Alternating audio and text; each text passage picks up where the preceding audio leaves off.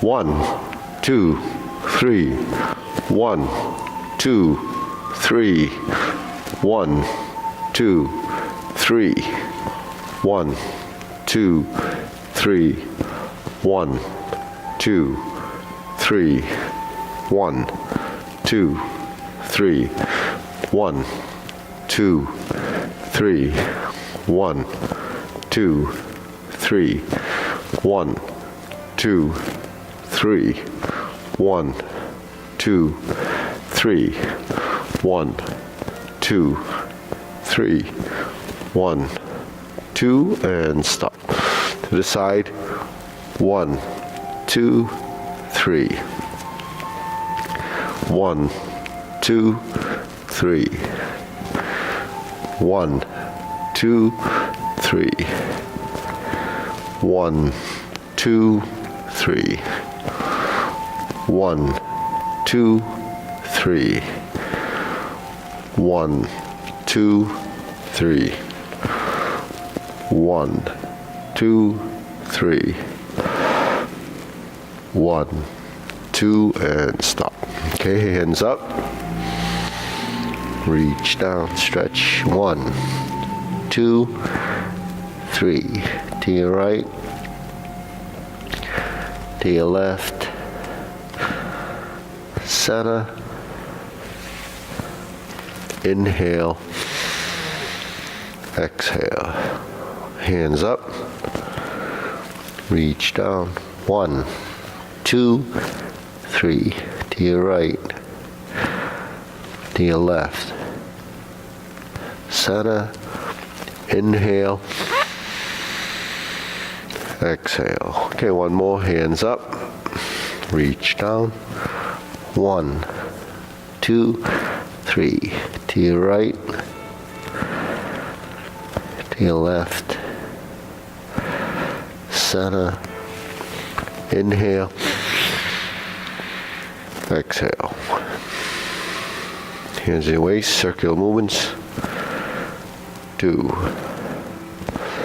3, 4, 5, 6, 7, 8, 9, 10.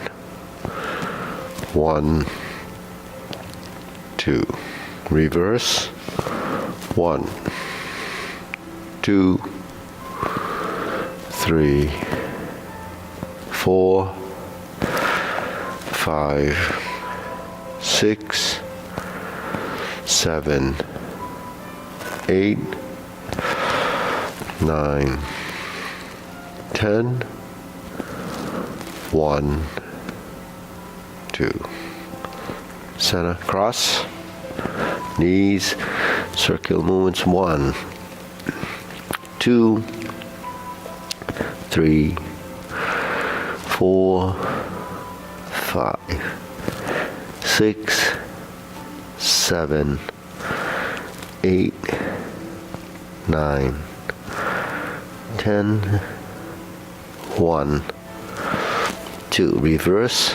1, 2, 3, 4, 5, 6, 7, 8, 9, 10. 1, 2. Center neck, turning. 1, 2, 3, 4, 5, 6, 7, 8, 9, 10. 1, 2. Back and forth. 1, 2, 3, 4, 5, 6, 7, 8, 9, 10. 1, 2. Center tilt. 1, 2, 3, 4, 5, 6, 7, 8, 9, 10, 1, 2. Down, circular movements. 1, 2, 3. Reverse. 1, 2, 3. Center. Pull in, inhale, exhale. Inhale, exhale, inhale, exhale. Okay, spread your feet, turning. 1, 2, 3, 4, 5, 6, 7, 8, 9, 10. 1, 2, 3, 4, 5, 6, 7, 8, 9, 10. 1, 2, 3, and stop. Okay, stretch it out.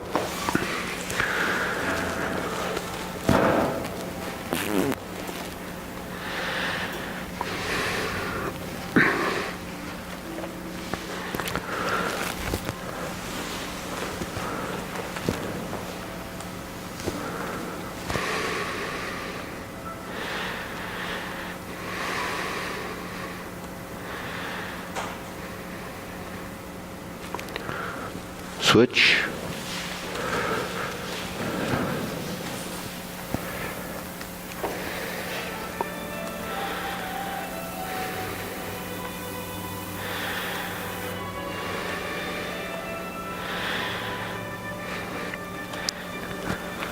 Switch.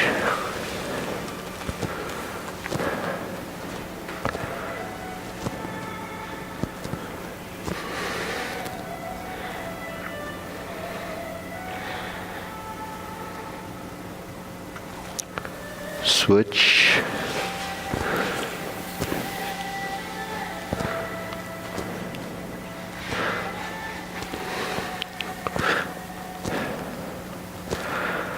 Switch.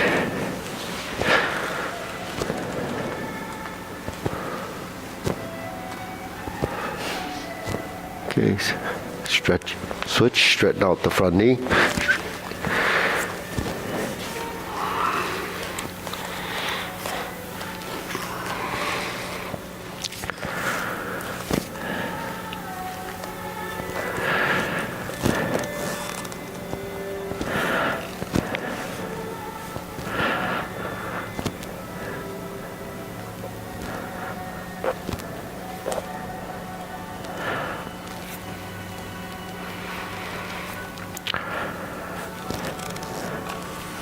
Switch.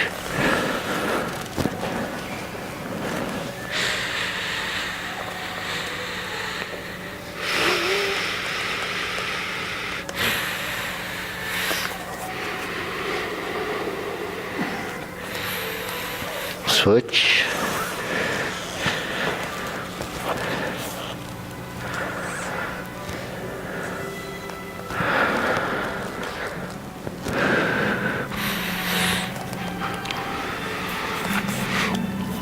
Switch.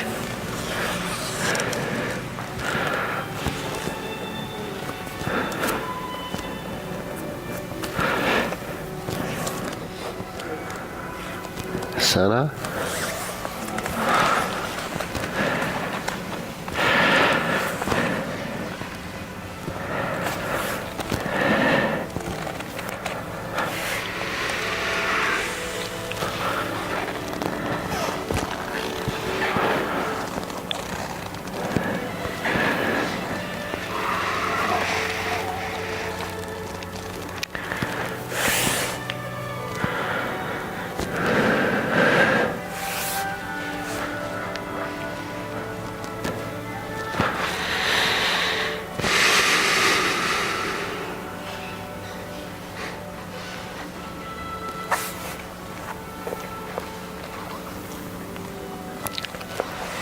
Okay. Pull a leg in.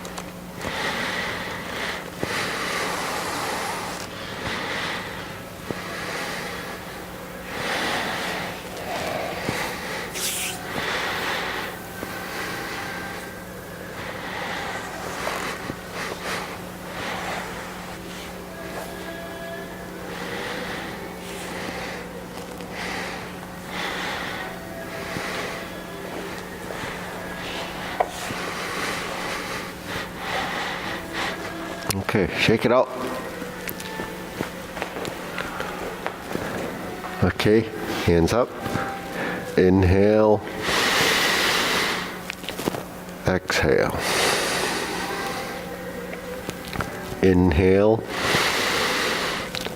Exhale. Inhale. Exhale. Okay, shoulder roll.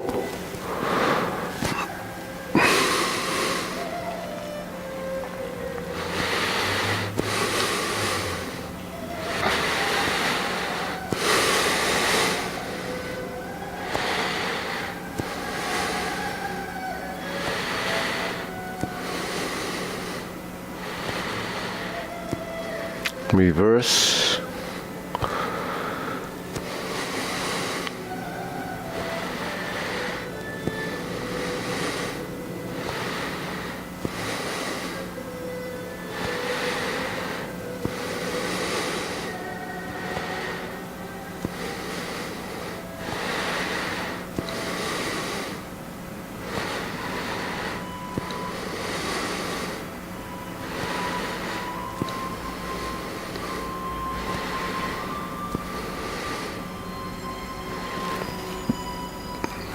And Sana. Palms down, press, release, exhale, inhale.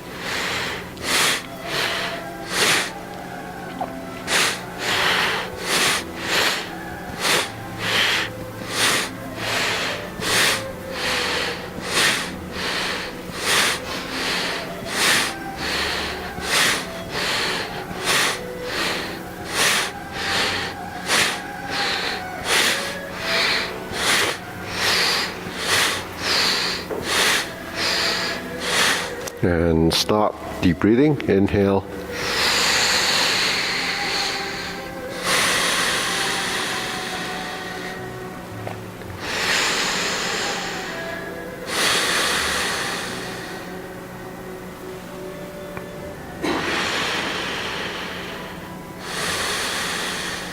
Okay, wrist.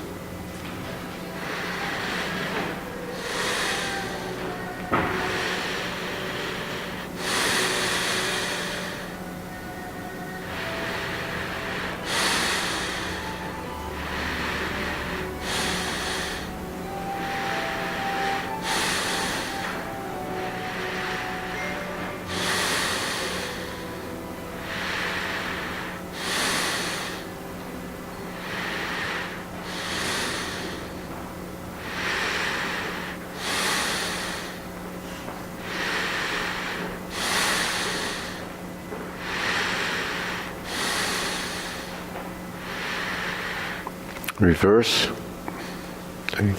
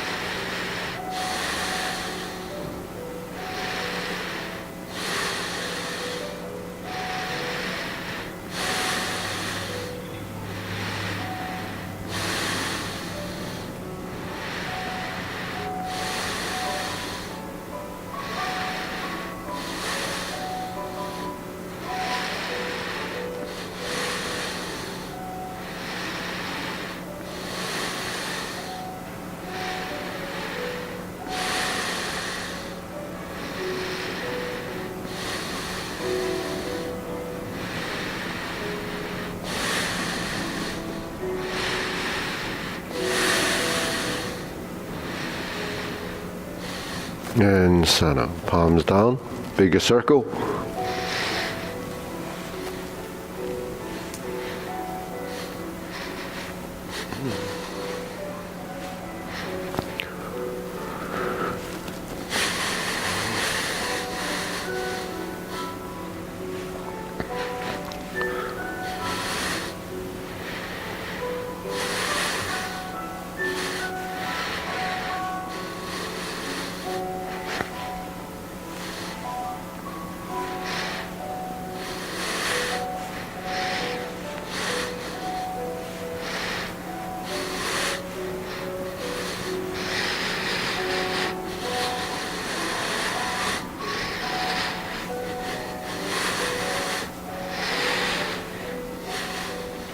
And stop. Okay, side to side.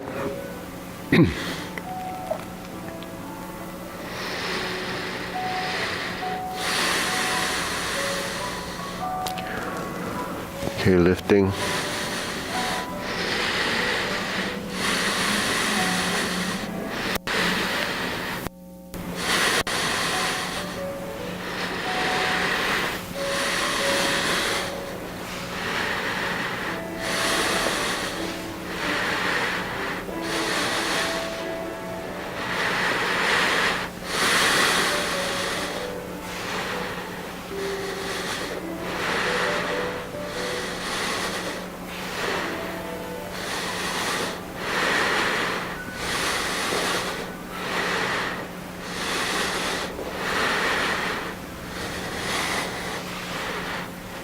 Okay, insert the needle, up and down.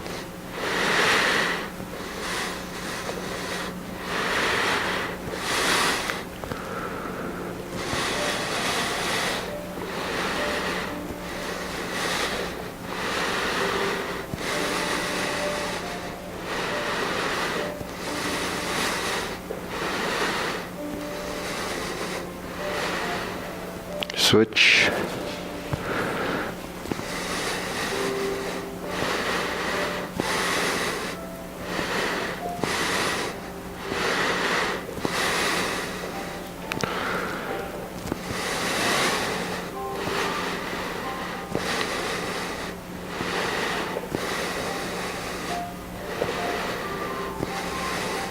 And center.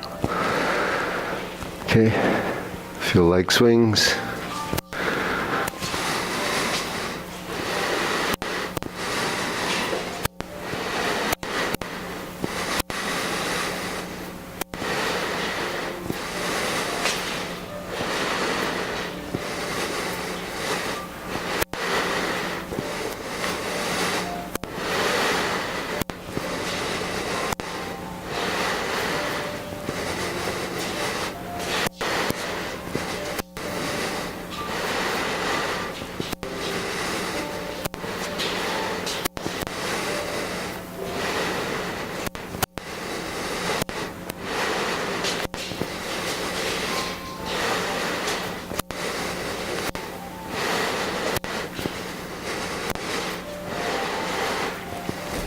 Switch.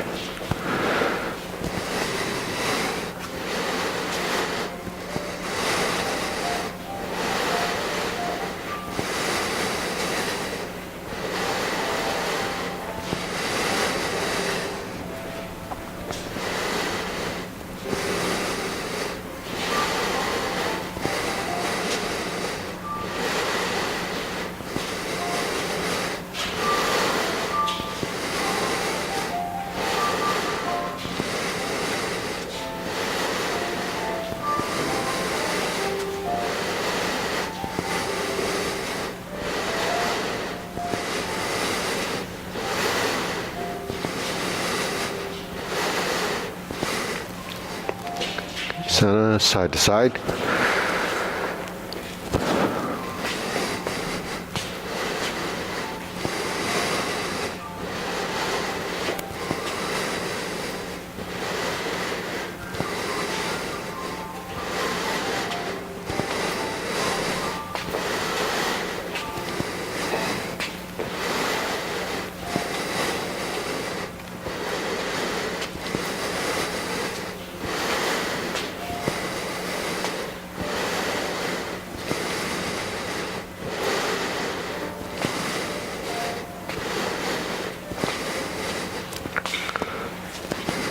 Switch.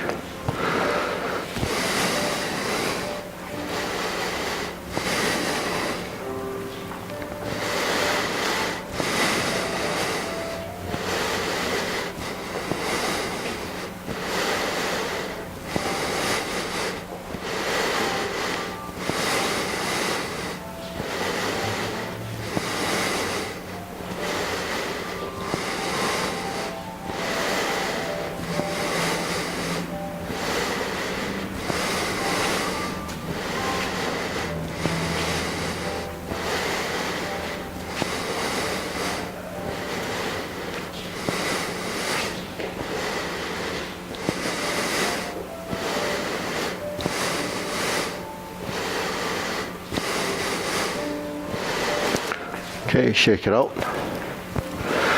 Deep breathing, inhale, exhale, inhale, exhale,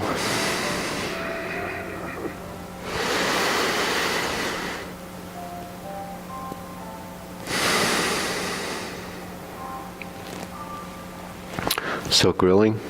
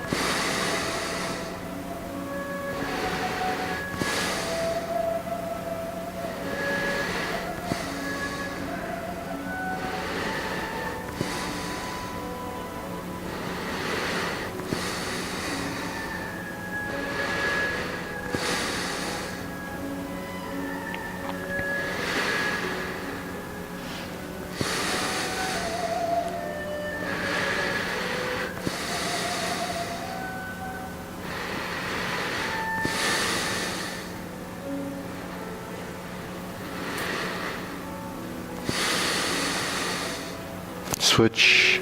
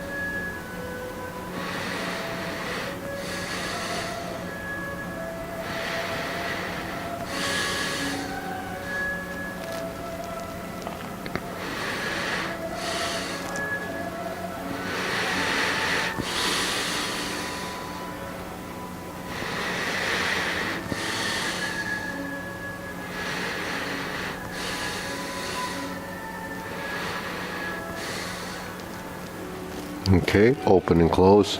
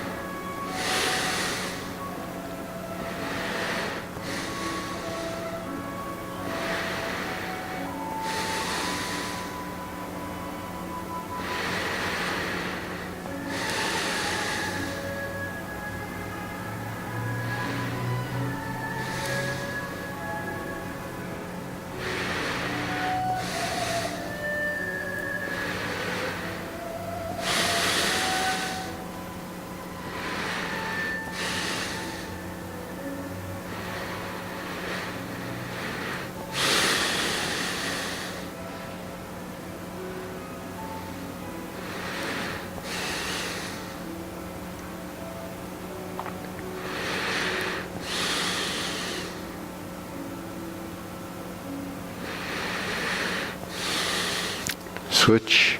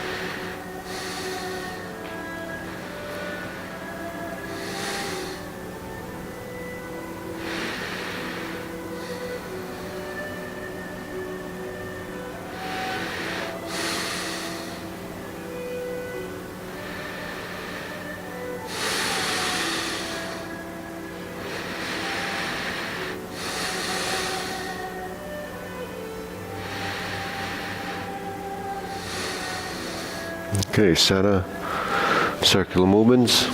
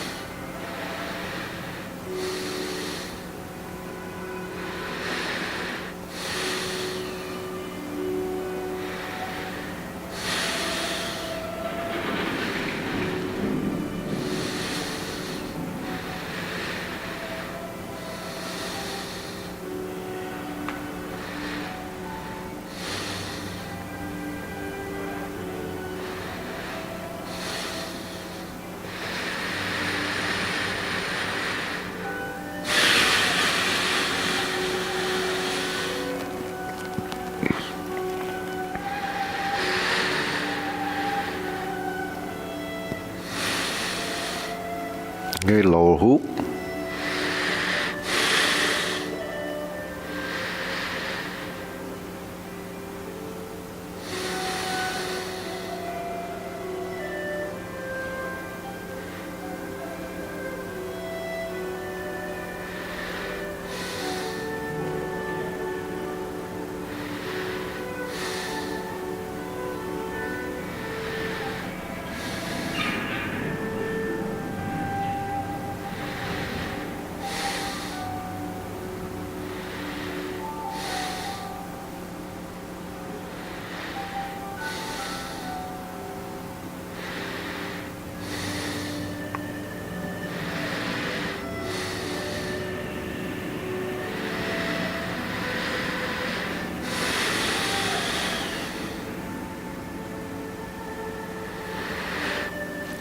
Shoulder height.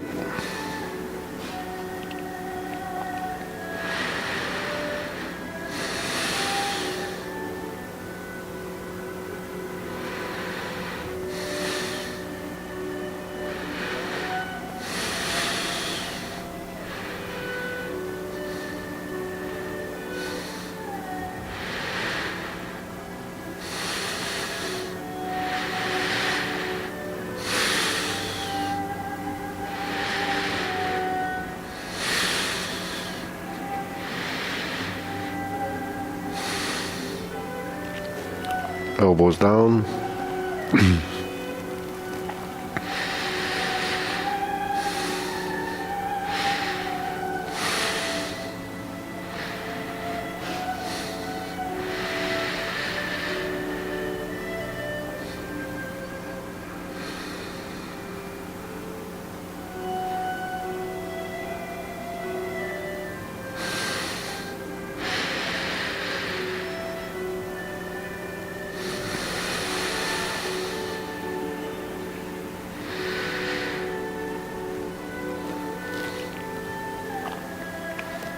Okay, palms down, straighten up.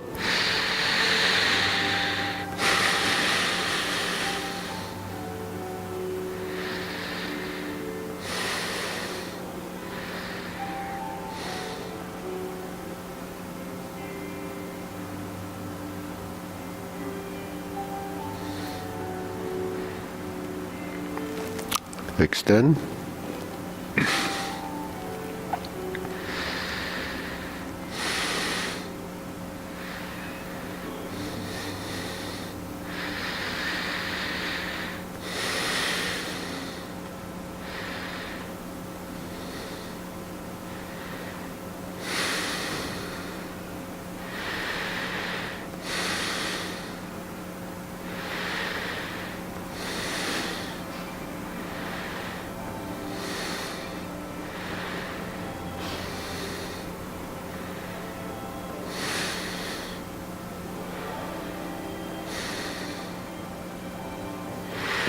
Okay, deep breathing. Inhale. Exhale.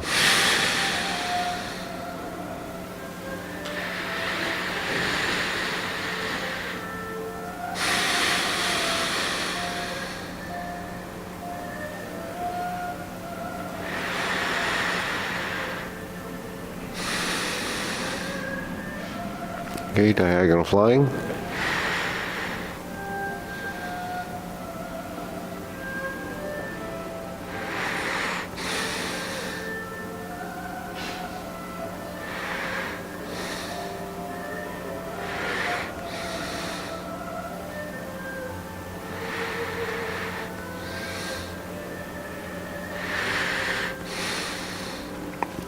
Okay, switch.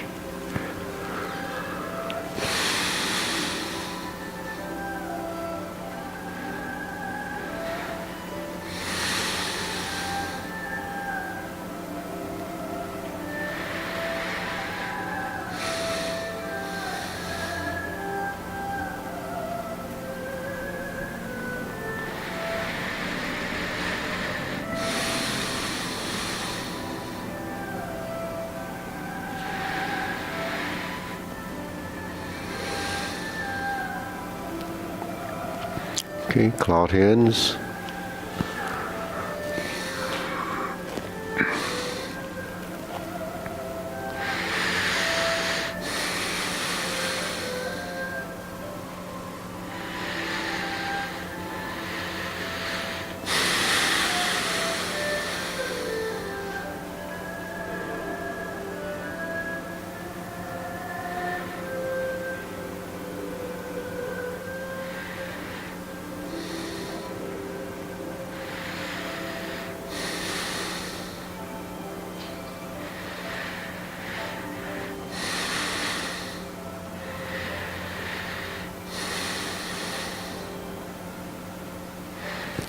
Okay, let's pivot the feet.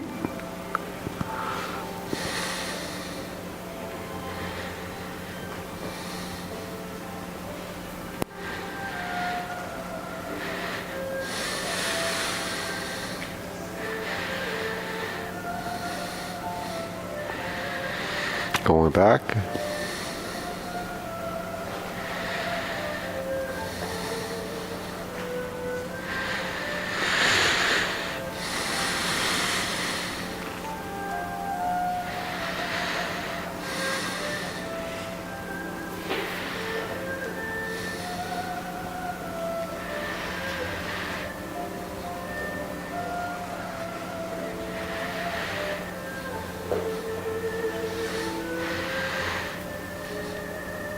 Going back.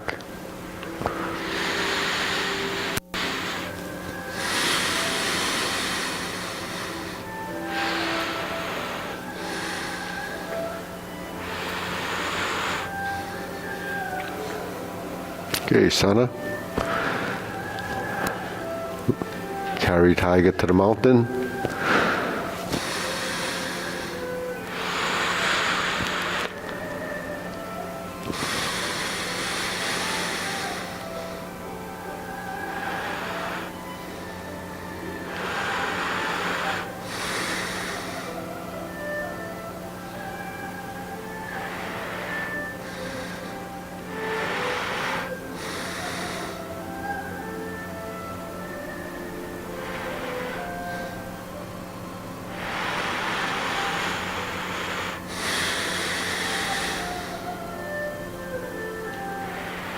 Okay, leopard and tiger springs to mountain. Carry tiger to the mountain.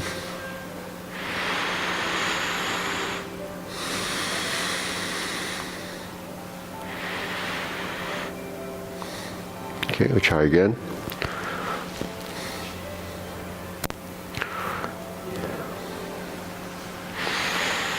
Lift up. Sit back. Cross the arms. Raise the hand. Left side.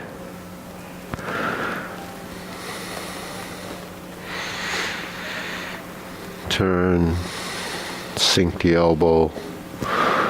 Leopard and tiger springs to mountain. Carry tiger to the mountain.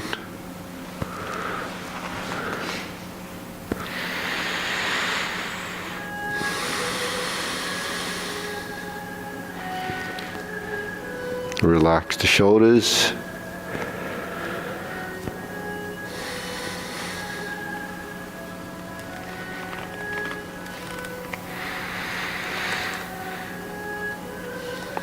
And sink, okay? Infinity sign.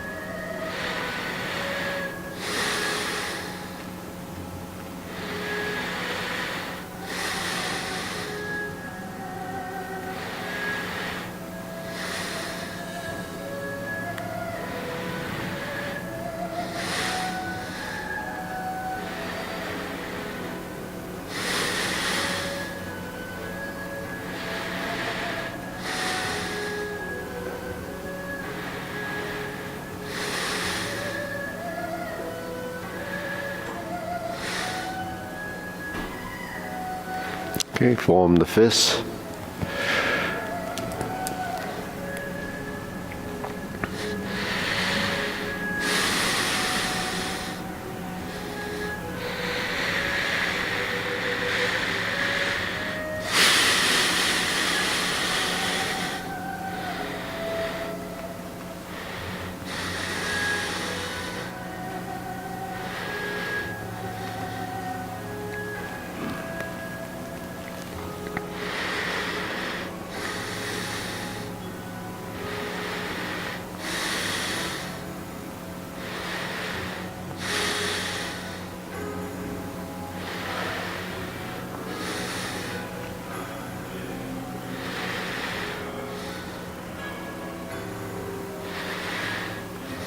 Okay, strum the lute.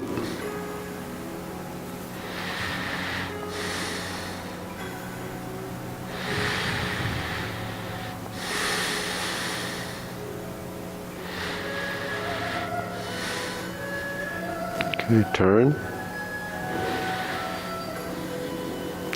Back to center. Turn. Toe heel pivoting.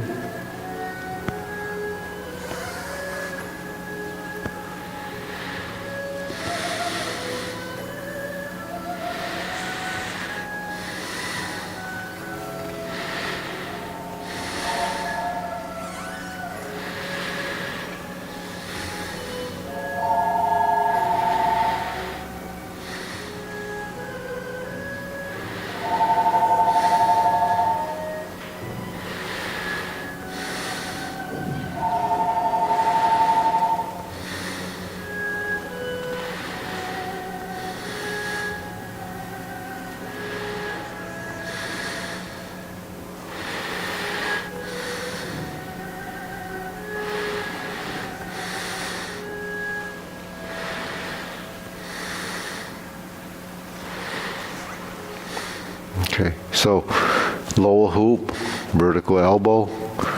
So they interchange, but the thing is, when you make transitions from one posture to the next, if you're going to integrate the lower half in the upper body, upper appendages, then you have to create some form of transition that ties the two together, that has structural integrity. I mean, it has the geometry of those positions. So if you're going to move a toe and then the heel, then you get into your position as that relationship, and then you reset the center and you continue around and you switch the hands.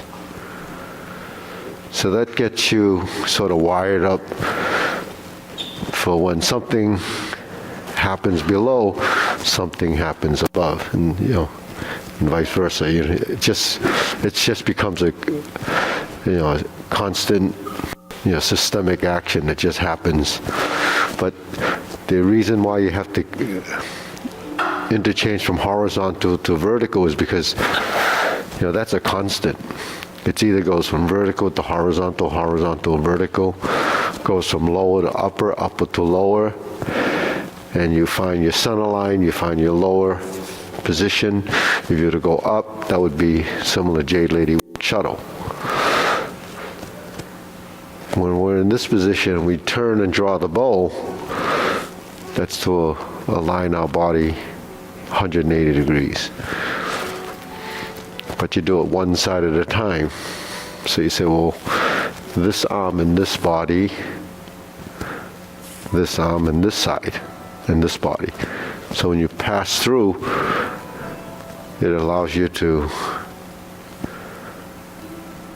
align your shoulder. You can't go beyond that, and you don't want to stop here. You're here. See, when you stop here, that's 45 degrees. That means your shoulder is cupped. If the shoulder's cupped, meaning that it's emptied here, then your back has been rounded. See? So the back can round this way, right? Like you wrap around like this, the back is rounding. If it doesn't round, then it means the back is very rigid. If you sort of from the sternum and you drop down, then it's from this part of your spine to here that you roll. That's different from tucking your hips. If you tuck your hips, then that creates rigidity here.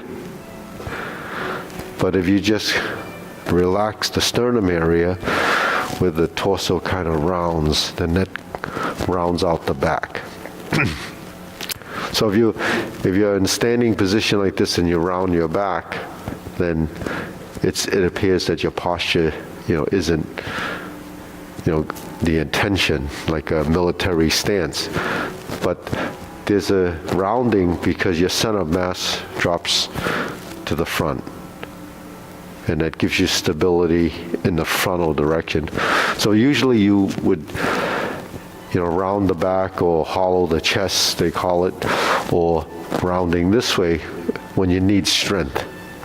When you need strength and power for whether it's lifting. When you're lifting, you're probably pulling it toward the center of your body, so there's more of a rounding.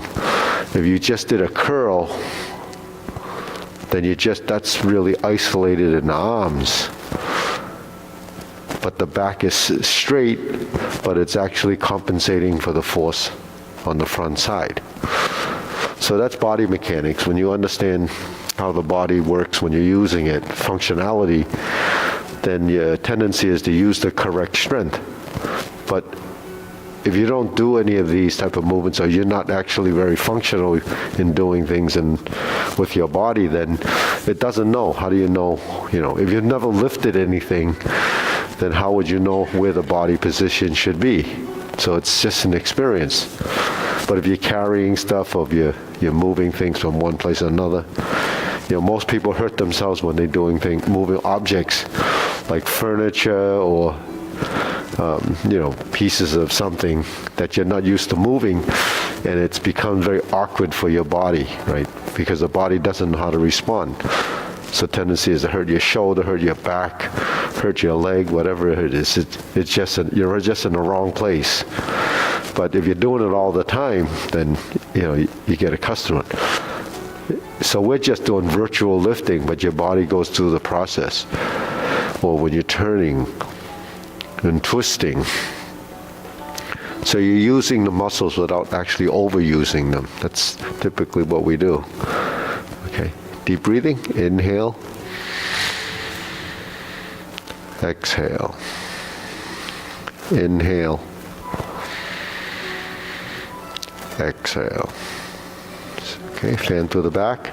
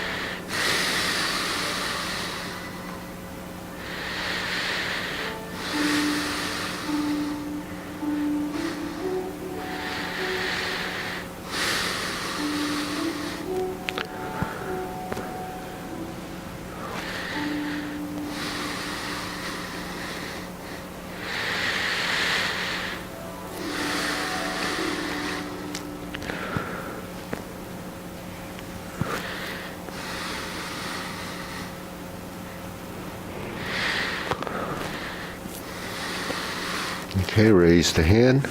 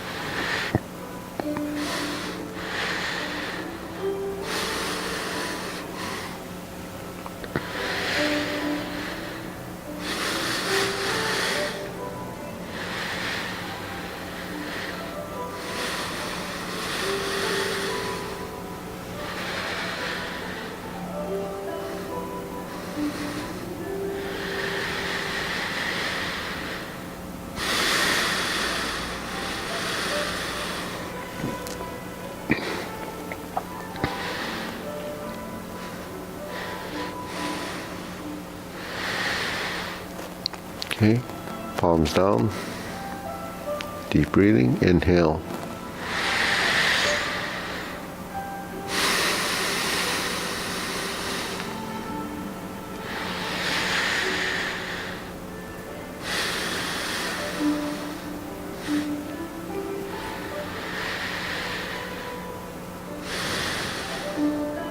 Okay, we'll go through the form. Ready? Short form preparation.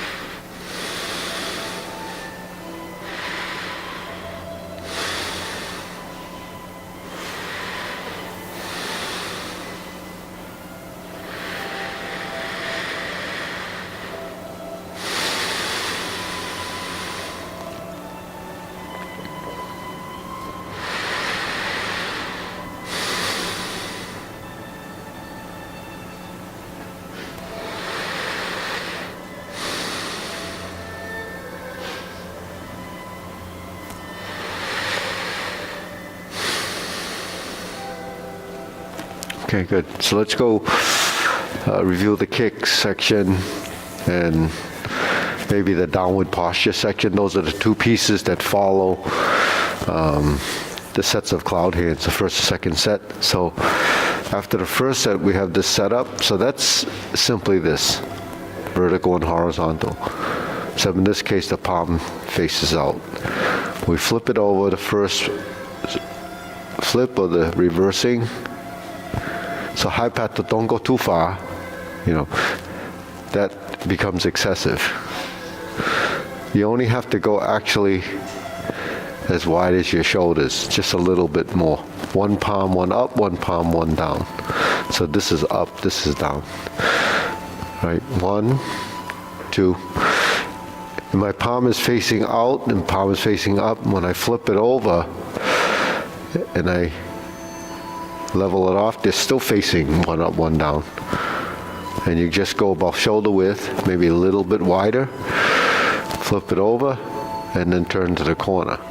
You still have one palm, one up, one down. For your elbows, toe kick.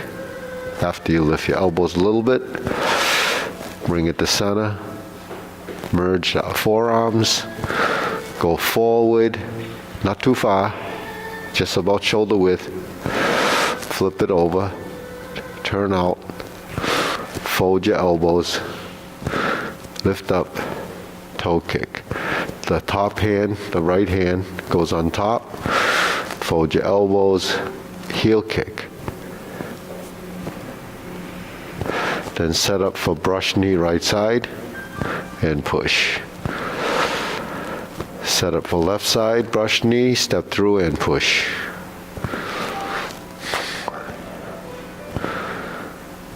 Okay, set up for right side, twist step, planting punch. Okay, and this hand goes here. Because when you make your turn, you're going to end up on this side where you're going to do the parry and punch. Then you're going to end up stepping up, and you're back to the first position, with your palm facing out.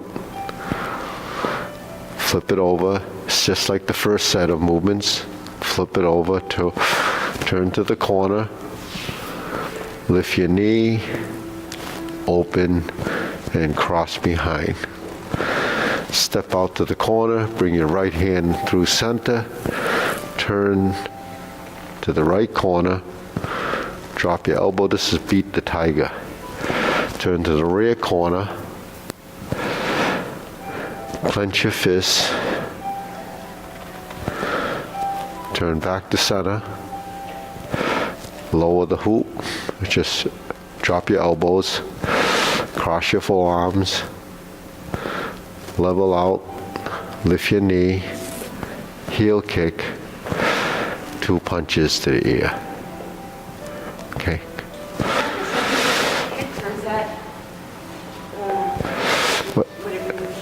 What's that again? Is that considered the second set of kicks, or is that when you that whole little? That beat the tiger? That's beat the tiger. The leg work is a cross behind. It's a step. It's not a. Is that the second set of kicks? Do you consider that the second set of kicks? No, the whole routine is the kicks. Yeah, the second set of kicks might be when you go to the end, when you do the crescent kick, the single lotus and double lotus. But if you would break it down into I guess if you beat the tiger in the middle, then you would just have 2 parting legs at the end of it.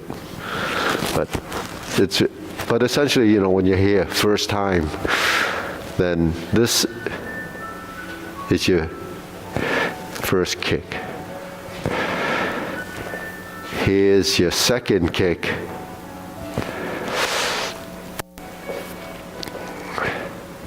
Here's your third kick. And then there's your brush knees. And your brush knee again. So we're just running through it just to sort of get a grip on what's within this section. Planting punch, step back, parry and punch. We're just using a frontal view. Then you have beat the tiger, which would be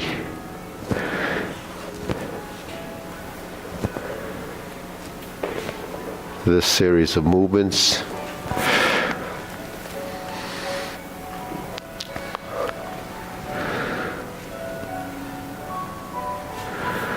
The lower hoop, cross the arms to a heel kick, and 2 punches to the ear.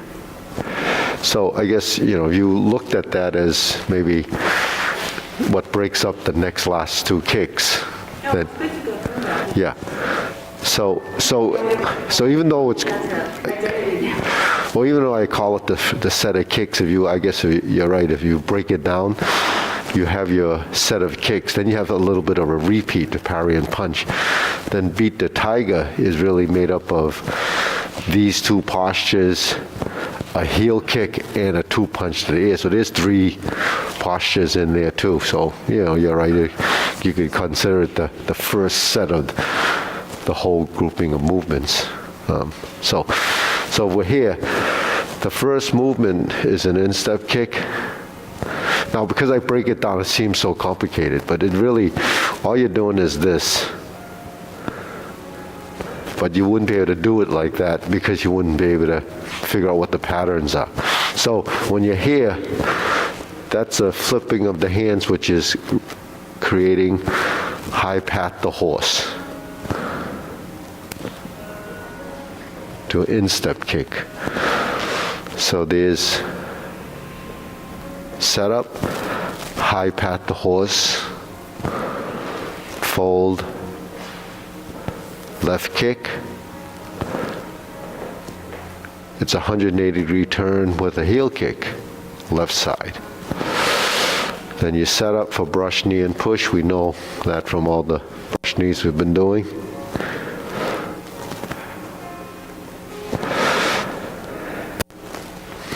Okay, so planting punch, we already kind of have that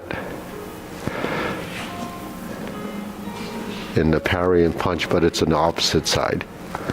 Okay, now from here, we can just step backwards, get us in the right position. After the turn, it's a parry and punch. So in the parry and punch, it's a vertical fist downward. So, yeah. So that's a back fist. And then you set up your body for the next movement, right? So that would be setting up for beat the tiger, see? So you have your instep kick, right and left side, heel kick, left side. Then you have that little series of brush knee and planting punch, which is unrelated to the kicks, really. They're just a bunch of postures there. And then you get to beat the tiger, okay? Then once you get to beat the tiger, you have the same arm transition as you would with the first instep kick, but you're going to be in this corner, so you just want to open up the leg and cross behind so you can step. Go through center so you can turn to this corner, sort of like Jade Lady works shuttle as a position. Then you draw down and you go to the back corner and you draw down, then there's your left. Clench your fists, and that gives you the beat the tiger posture. This is actually beat the tiger. The rest of it is transitional into this position. Then if you go to the lower hoop and cross your forearms and level, you get your right heel kick. After the right heel kick, you bring your hands down and make a circle to 2 punches to the ear, where this is lined up with your temple, and it's about the width of your forehead or the width of your head. And then you sit back, that's the position. But you're in the forward position. When you sit back, then the next movement's going to go like this. Then you flip it over and then fold. You lift your knee, you open it up and you bring it around, and then you cross over. Then you start to pivot and then flip your hands over till you get your left hand on top. And then you drop it down, you fold, and then you do another one of these. and you parry and punch.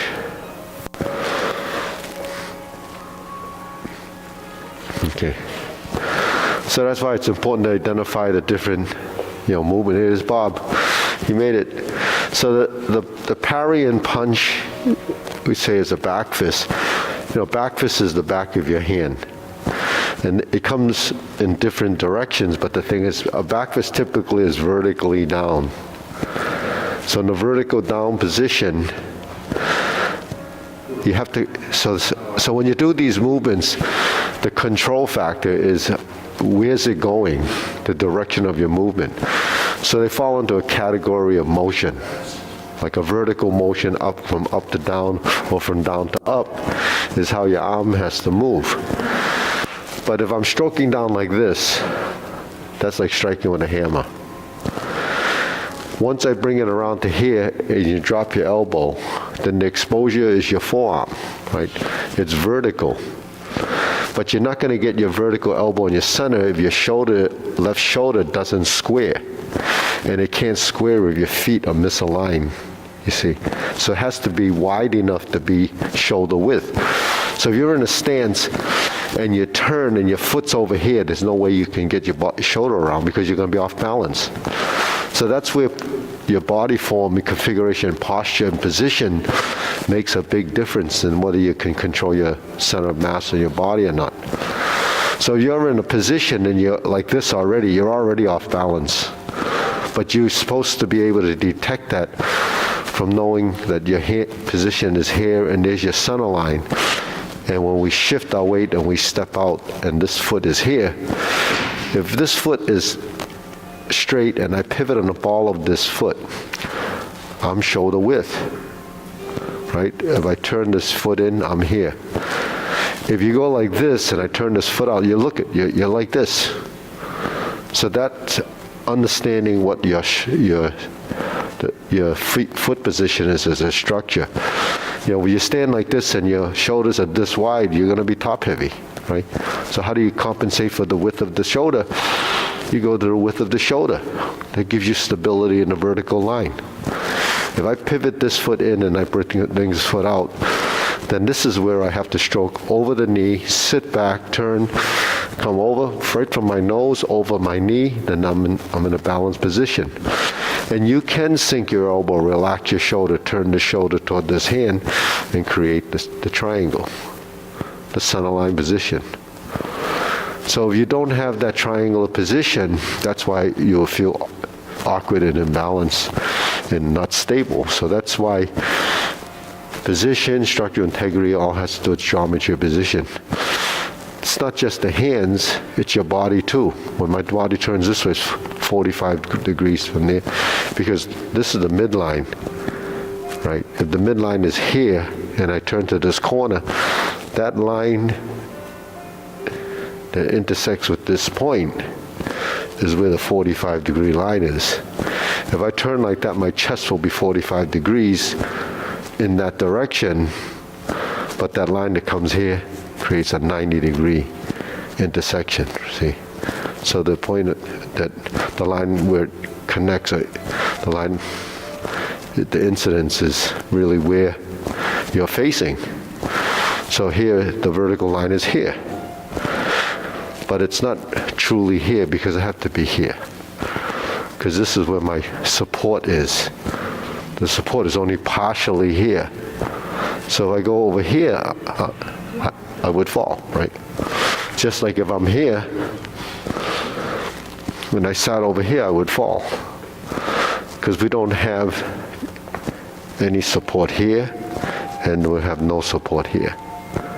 In this stance, if I want it, then it's more stable here, but I transition here.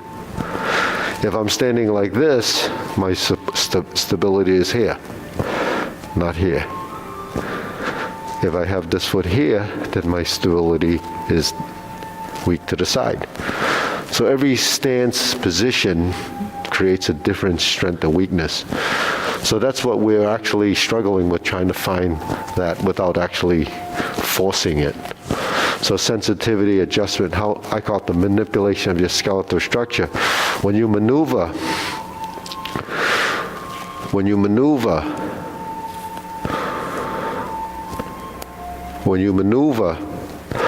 where do the feet go? Right? So all of these are manipulation of your skeleton. So all the joints that we stretch and move around in different directions and formats is to create the ability to control that direction and increase the range of motion. You know, the range of motion in the arms like this is going to be big, but actually it's not just this, it's really all of this that creates the expansive movement.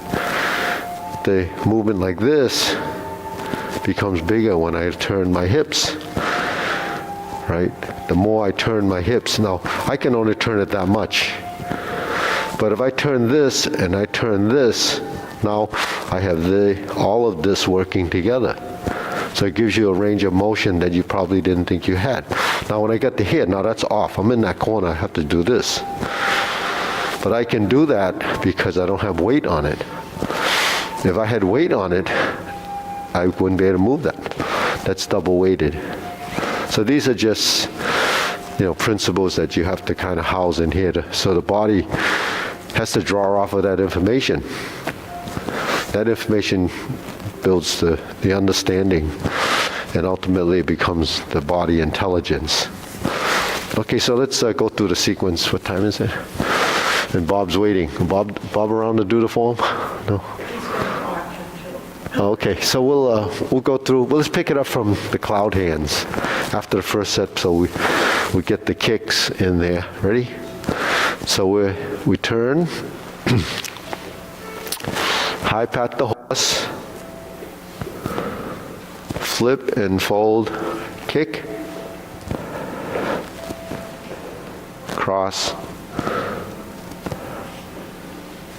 fold, and kick. Turn. There's your setup for the left heel kick and brush knee, right side push. Second push, left side transition, brush knee and push. Go to the setup again, twist step. So these are all standard preparations. Turn, parry, and punch. You got to bring your toe up on the left side to set up again. Beat the tiger.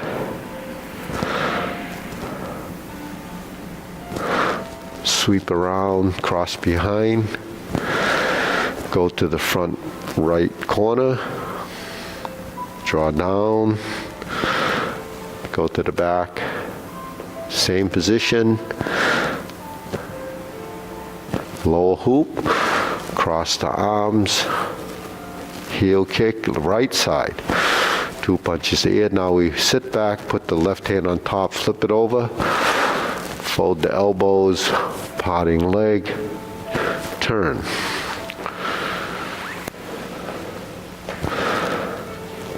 Open.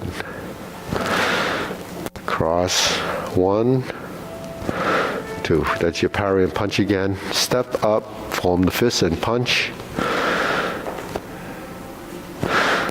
Divert, block, and punch. So your left foot is forward. Cross the arms, leopard and tiger springs to mountain. Otherwise you wouldn't be able to make this pivot. Carry tiger to the mountain. Square the feet. Go to the corner. Oblique, brush knee, push. Second oblique.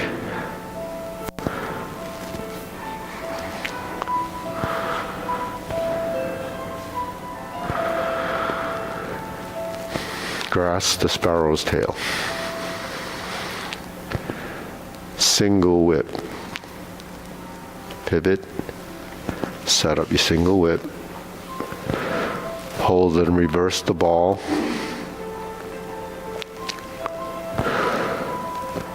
Diagonal flying right, and then we're going to do the pot the horse's name.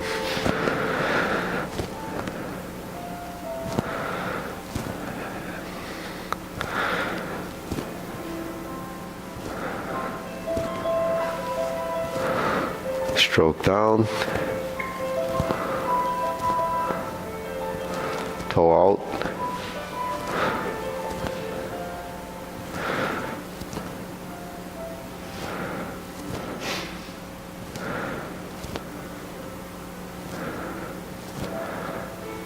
Cross corner.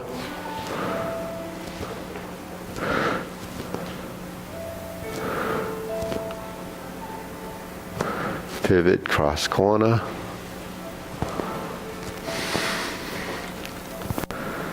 Jade Lady work shuttle, right side. Part the horse's mane. Cross over. Jade Lady work shuttle. Pivot, pivot. Step up. And we're in the corner. Forward and back. Sink your elbow back to vertical. Grasp the sparrow's tail.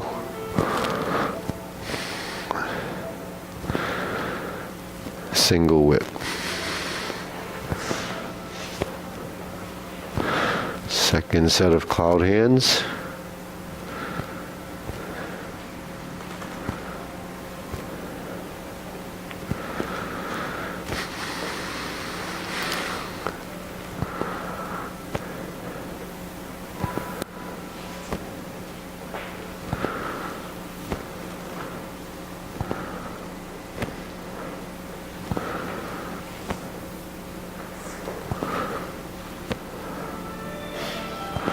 Turn. Snake sticks out tongue. Pull down.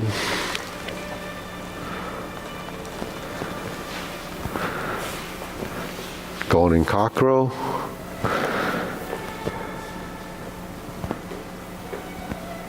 Reverse. Repulse the monkey. Second set.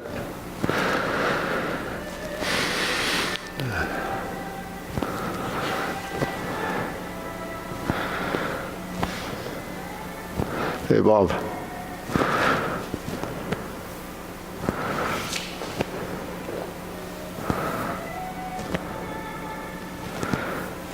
Carry tiger to the mountain.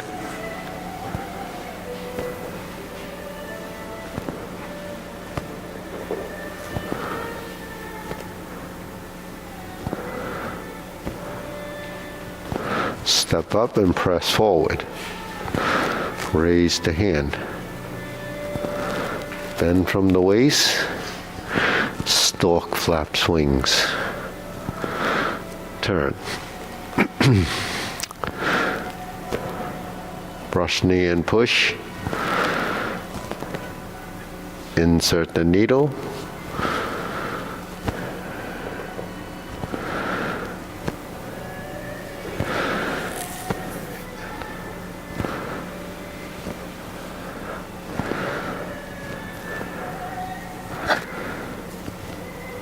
Step forward.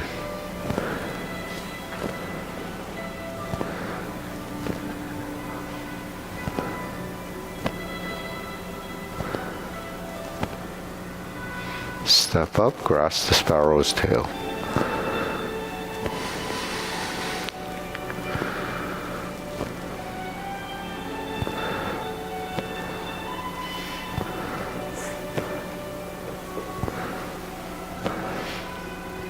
Okay. Cloud hands again.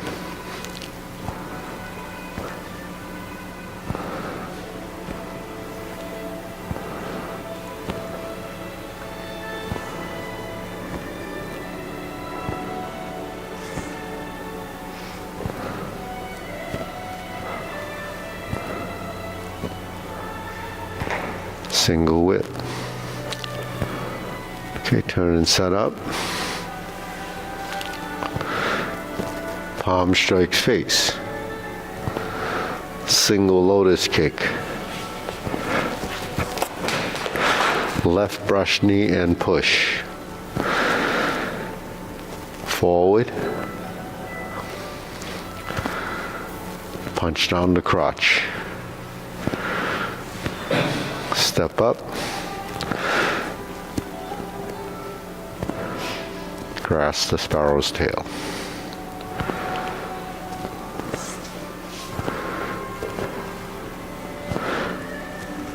Okay, turn. Second downward posture. Step up to 7 star. Retreat to ride the tiger. Palm strikes face. Turn. Double lotus. Draw bow to shoot tiger. Palm strikes face. To parry and punch. Turn. 180 degree. Step up. High pat the horse. Step up. Grasp the sparrow's tail.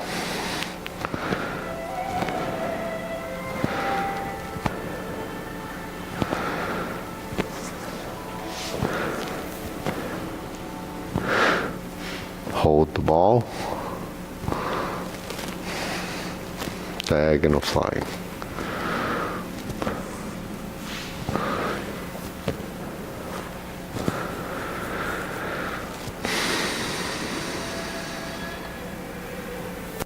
Okay, deep breathing.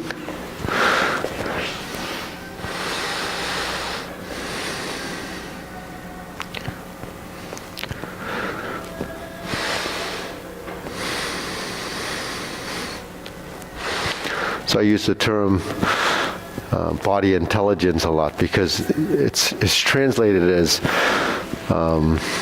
donggeng, or understanding strength, really. So body intelligence is how to use your strength. So most of the training that we do here is learning how to use your musculature and how much strength you should use, because we don't really know how much strength. It's kind of calculated through experience and the nature of what you're doing. So body intelligence is doing that, and functionality. So, most people think exercise is just working the muscles, but actually exercise, especially at this stage in life, is really about the mind-body relationship and what you're developing from these movements. So it's all about movement. How do you move correctly? How do you move better? They probably could have learned this a long time ago, but no one knows to do that. All people know is to strengthen their muscles, but there's really the disconnect. You can go to the gym, you can go wherever it is, get personally trained to strengthen your muscles, but the disconnect is, what are you going to do with it? You could be this massive muscle but you can't do anything with it unless you train to do something with that strength. So this is where kind of a disconnect is. So there's two things that I was told is that you can lose muscle, and muscle uses muscle memory, so you have to keep the muscle that way you loosen to keep your muscles from going. Yeah. And the second thing, there are bones, you need to do some weightlifting, some. Yeah, that's all. That's all. That's all true. But each one of those is kind of isolated. We need this. We need that. We need this. We need that. But you're looking at a person that doesn't move when they say, well, you haven't moved for a long time, so you need to strengthen your muscles. You haven't been using your muscles, so now you have osteoporosis. Your diet is not good. This is not good. That's not good. They're all disconnected. So, how you have to understand it. Doing movement and doing this is one stage of understanding. You have to know what your nutrients should be. You have to know your limits of what you're doing, and then after you do all that bone strengthening and all the things that you just mentioned, where's the functionality come in, right? You have to, if you're doing the stuff that I'm talking about functionally, your muscles, your bones, and all of that will be okay. But because we don't do that, and I just assume that because I've been doing it so long, I understand that there is that disconnect. And because I'm older as you or older than you, I've already gone through what all the young people do. And I realize that when you're young, you don't know. until you're at this stage. Then you look back and say, well, what did I do wrong? Well, a whole lot of things went wrong, not only things that we couldn't control. Now they're telling us to eat better. Well, why didn't they tell us to eat better before? Because they could give you stuff that you could eat that wasn't good. But no one paid attention to that. So now when your body falls apart, your system's not good. They talk about your gut bacteria now, how important that is, right? You didn't know about that years ago, how important that is. And but you look at how the older generations ate before modern society. They ate all that stuff that what they're trying to sell you now. They have all kinds of drinks and powders that they push on you, but the thing is, it's stuff that we don't know what to do unless you kind of look at it. So, but I'm not saying don't strengthen your muscles. You need to, if you're not doing this, then you need to strengthen your muscles, but you need to do something. But it doesn't mean you're going to be functional. You're just going to have a bunch of stronger muscles, but it doesn't help if you're not actually using it a certain way. So I'm one of those, I don't jog. I assume I don't have a heart problem.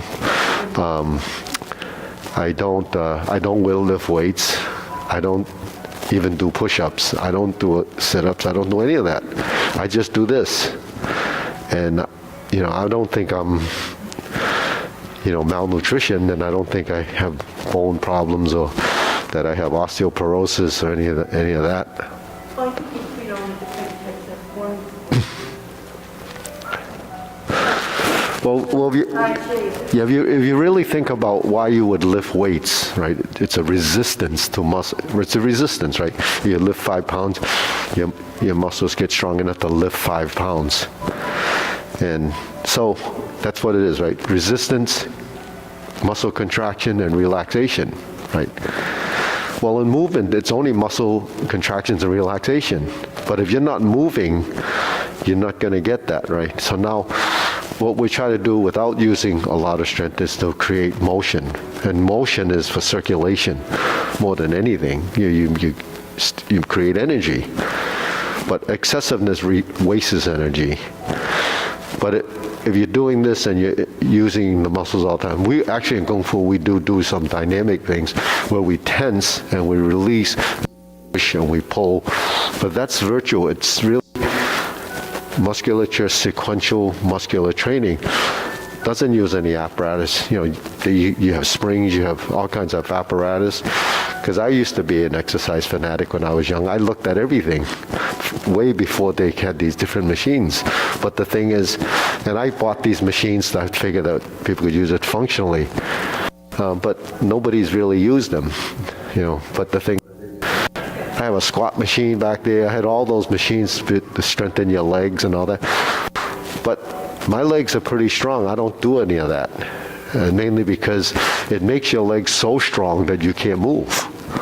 So I just carry my own weight and I move up and down, and I squat down.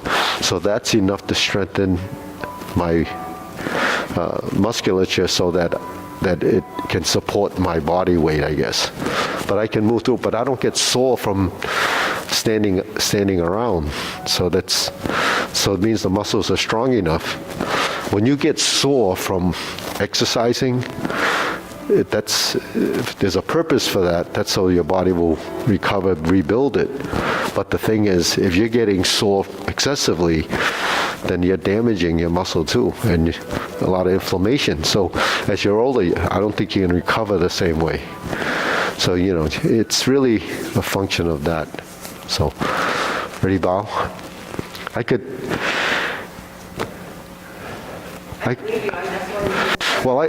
could talk all day about this stuff, but Oh yeah, so Bob O'Brien, one of our senior academy. In honor of his visit, there's a fruit salad and some coffee. And he's visiting. He's a ripe 88 years old now. Am I right this time? What's that? Be 88 in a month. in a month. So it's a. So Bob was a student. He's still a student. Even better. You know Bob. Carl is his. That's what I was wondering, that was Carlos. Carla's husband, yeah. Because I haven't seen him for a while. They were at your summer event here. Yeah, because they moved from Belmont too. Right, they live, I know. They lived, and then they. It's on that corner of Route 2. No, they don't live there anymore. They moved. They moved to assisted living out in Lincoln. Oh, I think that's the one. That maybe 10 years ago. He's been out there, but he's had some issues. Right. Yeah. Oh, this is really nice to visit. It's like homecoming. He's coming back. It's coming back. I can't. My shoulder doesn't work anymore. I wore it out. Yeah, this is about it. And if I do it too much, it gets really sore and it won't move at all. So I have limited things I do. Can you eat this? Oh, thank you. Okay. Fruit. Yeah. I do yoga. That's very good. Yeah. What's that? For a lot of reasons. Kids, everybody can. You don't have to serve. People can just Yeah, we can help. see how much. Let people pick what they like. Oh, Maria, she came in just in time. You see Bob? You see Bob? I know. I knew he was coming. I forgot to make the cookies. It said I was going to make the cookies. I didn't have any oomph to make cookies. Too much energy. No, you just said. What am I supposed to do? Well, I put on girth. But it suits you. That's from another. You look very comfortable.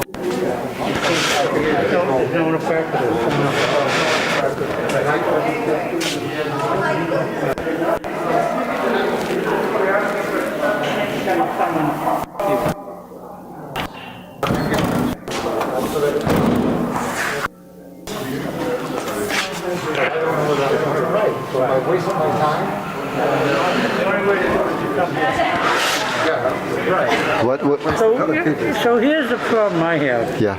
Is my joint. Yeah. When I raise my arm, I've had shoulder surgery twice, both shoulders. So there's probably arthritis in there now. So if even when we're doing this, Yeah. my arms get very tired. Yeah. So I don't know whether it's good to keep doing it or I should limit doing it. You know, there's a couple of things there. It could be because, surgery, there's going to be a lot of scar tissue there anyways, right? Right. But the thing is, if your body,